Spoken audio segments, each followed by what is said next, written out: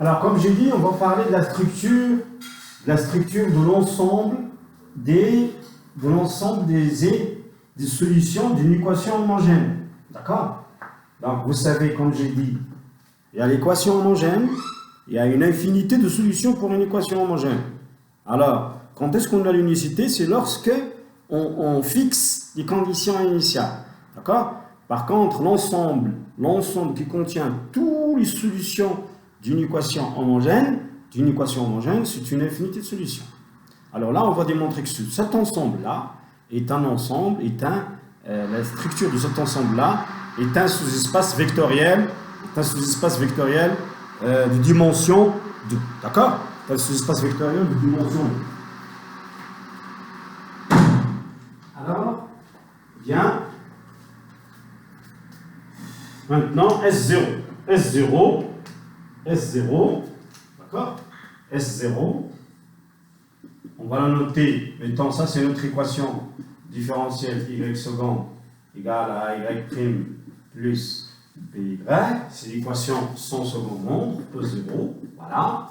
Alors l'ensemble qui contient toutes les solutions y0, hein, solution y0, solution de l'équation E0, voilà, ça c'est E0, est un sous-espace, ça c'est un théorème, hein, c'est un sous-espace vectoriel de l'ensemble, bien sûr, de l'ensemble des fonctions deux fois dérivables, c'est I de K, avec la dimension de S0 est égale à 2. Alors, on va démontrer que c'est un sous-espace vectoriel et de dimension 2. C'est très facile de démontrer ce théorème. Pourquoi c'est un sous-espace vectoriel? Il n'y a rien à démontrer pour un sous-espace vectoriel. Vous vous rappelez de la définition d'un sous-espace vectoriel, hein? Vous vous rappelez de ça. Alors, preuve. On va donner ici preuve. Pourquoi c'est un espace vectoriel de dimension 2. S0 est un sous-espace vectoriel. Pourquoi? L'application 0, bien la fonction 0, elle appartient à S0. Pourquoi? La fonction 0 elle appartient à S0 parce que vous regardez 0 seconde est égal à A0' plus la fonction 0. Si on la dérive deux fois, ça donne 0. La fonction 0, si on la dérive une fois, ça donne 0. La fonction 0, c'est 0. Donc, si on fait, il va vérifier l'équation. Alors, si vous prenez, ça c'est 1, 2, si vous prenez deux solutions, par exemple, deux solutions y0 et x0, deux solutions, c'est très facile de montrer que alpha y0 plus bêta x0 est aussi une solution. Pourquoi? Il suffit de dériver, ça c'est une fonction, il suffit de la dériver de 2 secondes, la dérivée c'est une application linéaire.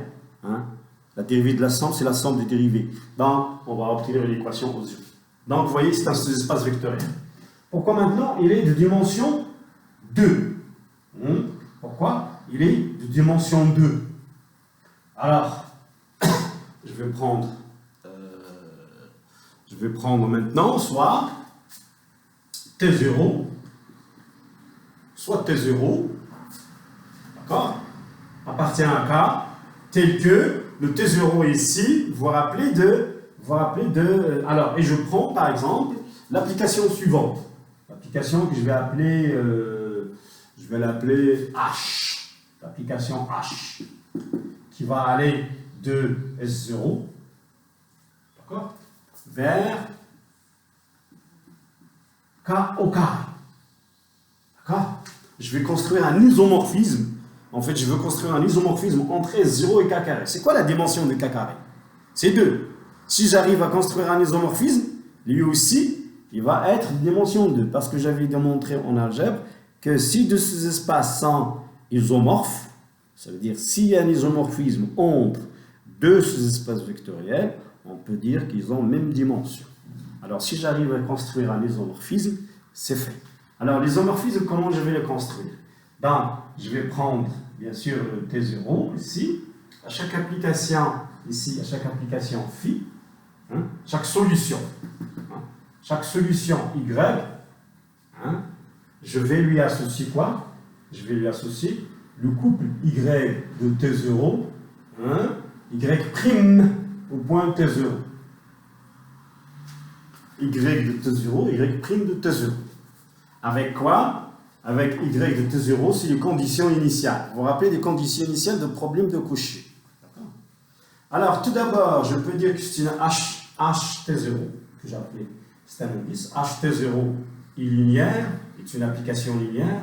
D'accord? Est linéaire. C'est une application linéaire. Pourquoi il est bijectif?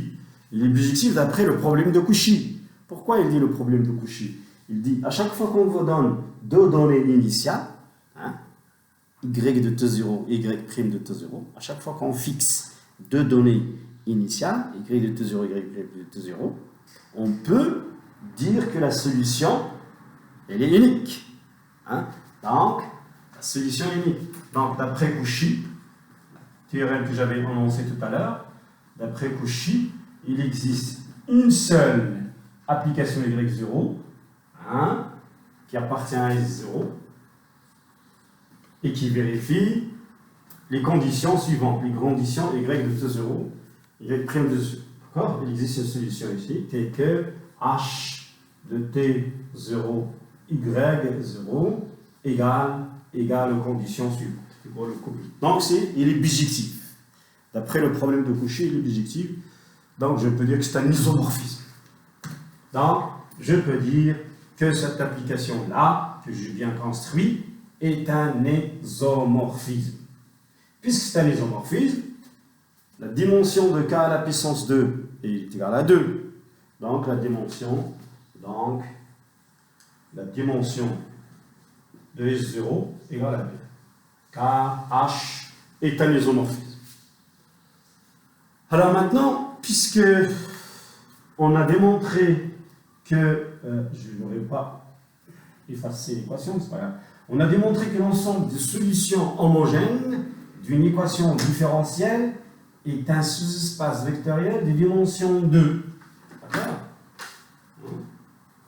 Donc, on va donner la définition, d'accord? Définition et notre définition maintenant. Notre définition. On sait maintenant que S0 est dimension 2. D'accord? Alors, si phi psi, puisqu'il est dimension 2, est une base, là, est une base de S0, une base de S0 est appelée, hein, phi psi une base de S0, phi psi une base de 0 est toujours appelée, on l'appelle une base de 0, on l'appelle quoi? On l'appelle système fondamental, hein, système fondamental de solution. Système fondamental de solution. Ça veut dire quoi? Fondamental de solution de S0, de l'équation E0. Ça veut dire quoi? Ça veut dire que si phi psi est une base de 0, ça veut dire quoi? Ça veut dire quoi? Une base. Elle est génératrice. Ça veut dire chaque solution y de l'équation différentielle sans second peut être engendrée, peut être écrite sous forme de y lambda phi plus bêta psi. Vous vous rappelez d'une base? Phi psi est une base, donc elle est génératrice. Puisqu'elle est génératrice, ça veut dire que chaque solution peut être engendrée par le système phi psi. Le système fondamental phi psi. D'accord? On dit que phi, on dit qu'un couple. Parce que S0 est dimension 2. Donc sa base, il contient deux éléments. Donc on dit que phi psi est un système fondamental s'il engendre, si il est la base de S0. C'est-à-dire que chaque élément de S0 peut être engendré par phi psi.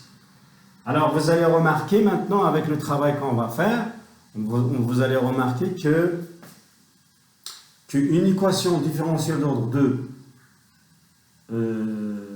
2, sans second membre, il admet bien sûr un système fondamental de solutions suivant les cas. Très bien. Alors maintenant, vous avez compris c'est quoi un système fondamental. Bien. Alors, on va voir sur quels critères deux solutions peuvent être une base. Quand est-ce qu'on peut dire que deux solutions peuvent être une base de S0? Critères. Alors, il y a un critère, c'est comme vous appelez, il y a des critères, comme les matrices, on a vu les déterminants pour voir si une matrice est inversible. Pour l'équation au deuxième degré, pour savoir s'il y a des solutions, vous faites le discriminant. Ici aussi, pour savoir si deux solutions forment une base de S0, on va déterminer un critère qu'on appelle le Wronskian. Hein? Le Wronskian. Wronskian.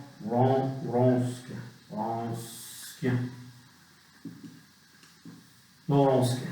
C'est quoi le Wronskian? Le Wronskian de deux solutions, W. Hein? Alors, soit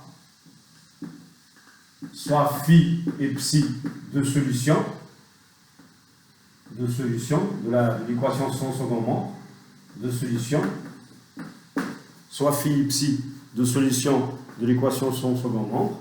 Alors, le Wronskian de phi et psi, c'est quoi? C'est le Wronskian de phi et psi.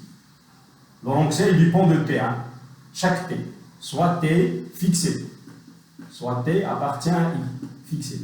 Alors, le Wronskian de phi et psi, c'est quoi? Au point t, le Wronskian au point t de phi et psi, c'est le déterminant suivant. C'est phi de t, phi prime de t, je me rappelle, je pense, psi de t, psi prime de t. Voilà. Ça, c'est le Wronskian au point t de deux solutions. Donc, vous avez un système de solutions, phi et psi, un couple de solutions, phi et psi, équation homogène. Hein? Alors, le Wronskian de phi et psi, c'est le déterminant suivant. Donc, il faut l'apprendre par cœur. Alors, je vais couper la vidéo.